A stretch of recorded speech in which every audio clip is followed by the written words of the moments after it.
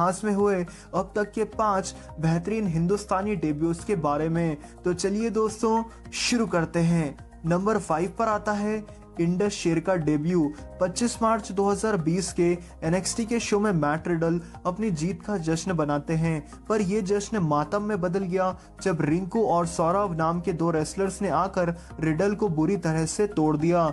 जिसके बाद रिंकू और सौरव के मैनेजर मालकम बिवेंस आकर NXT यूनिवर्स को इंट्रोड्यूस कराते हैं NXT टैग टीम डिवीजन के भविष्य से, जिसे नाम दिया गया इंडस शेर। नंबर 4 पर आता है देसी हिट स्क्वाड का इम्पैक्ट रेसलिंग डेब्यू।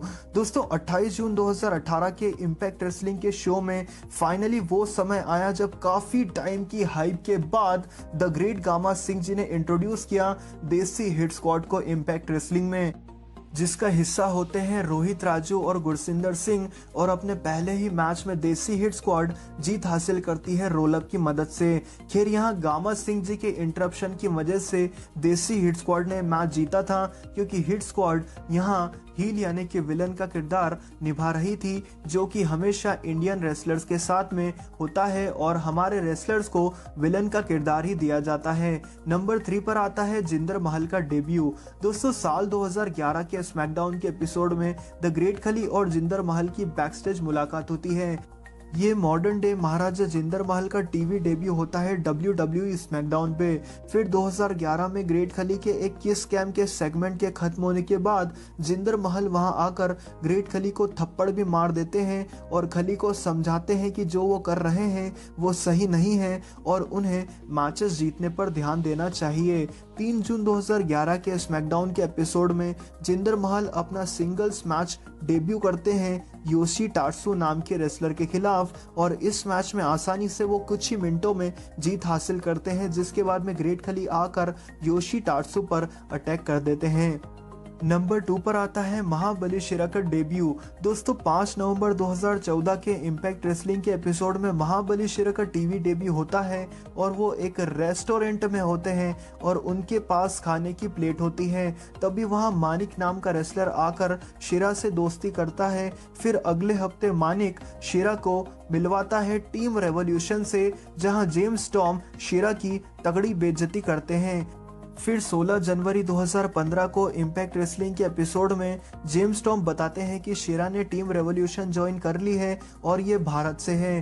हिंदी भाषा में लॉस्ट को खोया कहा जाता है और इसीलिए आज से महाबली शिरा नहीं खोया के नाम से इसे जाना जाएगा, यानी कि यहाँ महाबली शिरा का नाम बदलकर खोया रख दिया जाता है। 23 जनवरी 2015 के इम्पैक्ट रेसलिंग के एपिसोड में शिरा अपना इन रिंग डेब्यू करते हैं टिग्रे उनो के खिलाफ और कुछ ही मिनटों में वो उस मैच में जीत हासिल करते हैं स्काई हाई के जरिए, जिसके बाद में लगातार जेम्स टॉम महाबली शिरा को थप्पड़ मारते रहते हैं और उनकी बेइज्जती करते रहते हैं। लेकिन महाबली शिरा के सिर का पारा अब खिसक जाता है और जो सब्र का बांध है उनका वो टूट जाता है और इसके बाद में क्या होता है ये आप सब जानते हो। महाबली शिरा जेम्स टॉम पर पलटवार करते हैं, जिसके परिणाम स्वरूप जेम्स टॉम की पूरी टीम रेवोल्यूशन बिखर जाती है और आखिर में महाबली शिरा की जेम्स टॉम पर जीत होती है। नंबर 1 पर आता है द ग्रेट खली का डेब्यू। दोस्तों 7 अप्रैल 2006 के स्मैकडाउन के एपिसोड में mark Henry the world strongest man का सामना होता है द फिनाम द अंडरटेकर से। लेकिन मैच के दौरान एक बड़ा सा आदमी रिंग में एंट्री लेता है दीवारी के साथ में।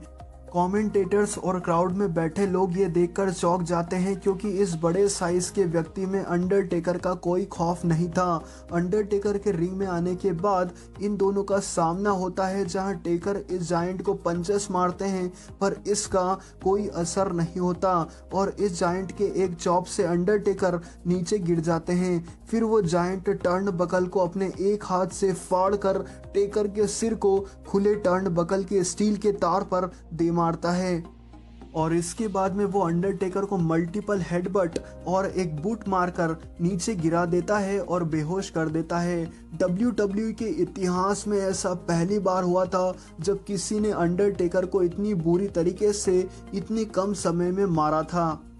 और इसके एक हफ्ते बाद दीवारी ने आकर इस जायंट रेसलर को WWE यूनिवर्स के सामने इंट्रोड्यूस किया और सबको बताया कि ये है द ग्रेट खली, वो भी